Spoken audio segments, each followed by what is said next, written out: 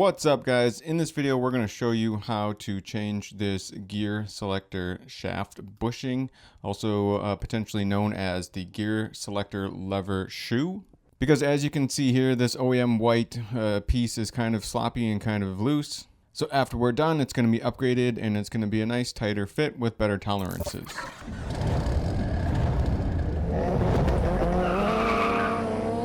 So this particular item is made by RossSport. So if you're not familiar with the website, it is RossSport.com.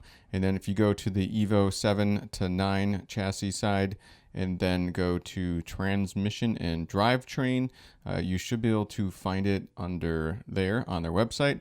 Not a sponsor, they didn't pay me to do this, but I just want to show you guys how you can do this. You got to go under drivetrain miscellaneous and then RossSport, and then you should be able to see this gear selector shaft bushing as they call it, and it looks like it works from the EVO 4 to EVO 10. But note that it is 5-speed only. And again, just for reference, if you're looking for the OEM piece, it looks like it's called the Gear Select Lever Shoe, and you can see the OEM part numbers here on the screen. So I made a video in the past about changing these bushings. So if you need to change like the actual bushings for your shifter linkage, I already got a video about that. I'm going to link to that in the video description down below. And that's where what you're watching right now came from. So the part about removing the battery tray, I already covered a lot of this stuff. So if you need more details about how to kind of do some of this stuff, look at the video in the video description down below. So now again, after you removed your battery and battery tray, I'm going to remove the cotter pins here for these shifter bushings. Again, these are aftermarket ones that I installed. So then we're going to remove the C-clip here as well. I'm going to use a screwdriver to pry that off. And of course, I'm going to have to do that for both shifter linkages. So the smaller one here is towards the top, and then the one that's kind of sideways or vertical, I guess, if you will, is towards the back side. We're going to have to remove that one as well. It's a little bit harder, of course, to show that one, but I got a little shot here where you can kind of see what it looks like before I removed that cotter pin and C-clip. But then while I was removing it, all you got to do was look at my arm. So I'm not going to really show you that whole process, but of course, same thing with this process. Remove that C-clip, and then you should be able to slide those off. So once you've slid those cables off, then we're going to start work on removing these two bolts that hold this shifter linkage kind of arm in place. So this first one here, I'm going to remove with a 12mm wrench. You can use a socket if you can get in there with that. But this is one of the two bolts holding this whole arm in place. So there we go. We got that bolt out all the way. Next, showing you a little bit more how sloppy this one kind of looks. Not super sloppy, but it's just a weird design, honestly. I feel like the way that shoe kind of sits on there, because it doesn't wrap all the way around. It's a little bit weird.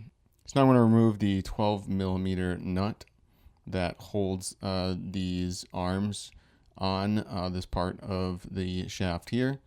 So you should be able to get in there and remove that nut, and then there should be a lock washer and potentially another flat washer in there. So you should be able to get that nut off for sure, and possibly the washers if you don't want to lose them. This little breather pops out, so we're going to pop that out.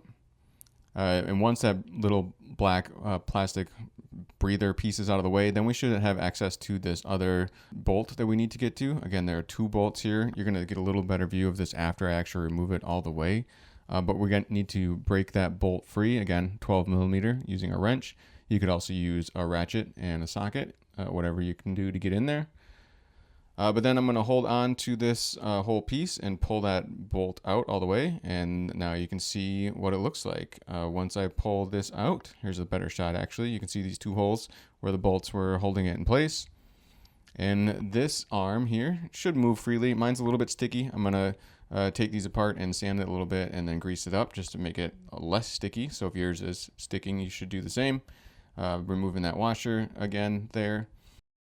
And now this is the piece we're actually swapping out. So just a quick comparison here. You can see the new one on the left, the old one on the right. It definitely looks, like an oddball kind of design on the right to have it kind of, I don't know why it even really comes up at all when it doesn't seem like it's doing any good to come up on the edges like that. So just a quick test, make sure it should sit in there like it should. It looks like it fits right. So the next thing I'm going to do is clean up this part of my shifter arm that kind of bolts to the transmission here. Mine was a little bit rusty. This is my rusty EVO, so if you're following my EVO stuff, this is my super rusty one. So I cleaned that up a little bit with sandpaper and then sprayed it with brake clean just to clean it up again, get any rust off. And then next, I actually just snapped this new piece on. So this one should just kind of push in place, and then you should be able to rotate it around. Then the arm, I can't give you super clear directions on this other than I kind of put it, underneath. As you can see, I'm going underneath here at the moment. And then I got it lined up with that new bushing that we put in place. You should be able to slide, of course, that in and out to adjust it as you need to. So line it up as best you can. Get that new bushing that we put on. Try to push where that piece sits flat, where there's that circular part that it pushes into. Make sure you get that pushed up in place. And then you might have to kind of move the lever around like I did to try to line things up. And then you should be able to just kind of push it back in place, like similar to how you removed it, of course. And once it seems like that bracket that holds it in place is kind of sitting flat and flush, you should be able to grab your bolt that you removed and get that started. Don't tighten it up too far. I would just go maybe about halfway or even a couple turns. I honestly went a bit too far here. I had to, as you can see now, I had to loosen it a little bit so that way I could get the second bolt started. That gives you a little bit more leeway to move things around. You want to make sure that everything's lined up right. It should go in just with your fingers. You shouldn't have to, give it a lot of pressure to get it started. So it's just kind of a search and find to find out when it's lined up right to get the bolt started. So they should both be able to get started just with your fingers, and then you should be able to, of course, tighten them up after that. But before I did actually tighten mine up, I did get the other nut back on here. I put that lock washer back in place, and then I put the nut back on as well. Again, sorry for staring at my arm. This is a tight spot to film in. And next we can reconnect our shifter cables. So in our case here with these bushings, they should kind of just slide back on. OEM bushings, to my memory, would be similar, but they're going to have like a lip on them where you kind of need to slide them over the rubber lip or plastic lip, I guess, if you will. These should just slide back on like so. And then we're going to, of course, reinstall those C-clamps that we removed. So both those C-clamps should just kind of push in place. You can use pliers or something if you can't just push them on by hand. You should be able to use something to kind of squeeze them on if you need to. And then, of course, those pins to make sure nothing really falls off. You're going to find the hole that they go through and then just push them in place as well. And like I mentioned, we're going to tighten up those bolts, of course. So go ahead, get in there with a ratchet and a socket and or a wrench and tighten up those two bolts that you removed that hold that bracket in place. And we're going to push this little breather back in while we're at it.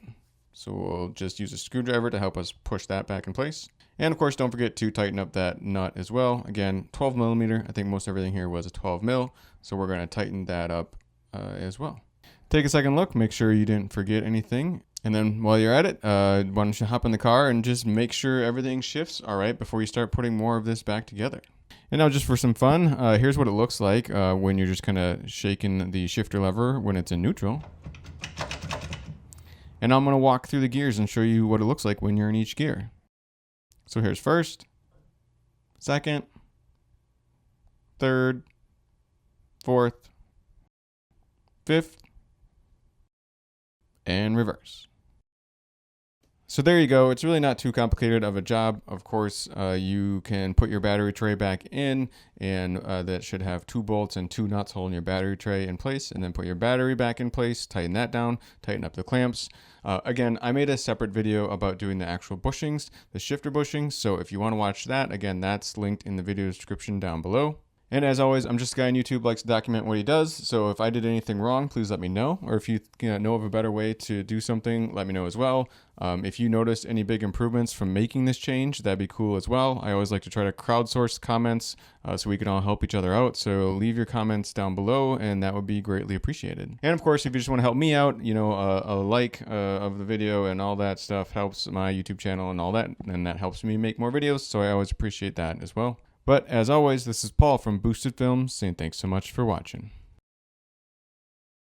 I just want to say that domestic violence is never okay. If you or someone you know is experiencing issues with a partner and doesn't feel safe, please visit the website thehotline.org or call 1-800-799-SAFE.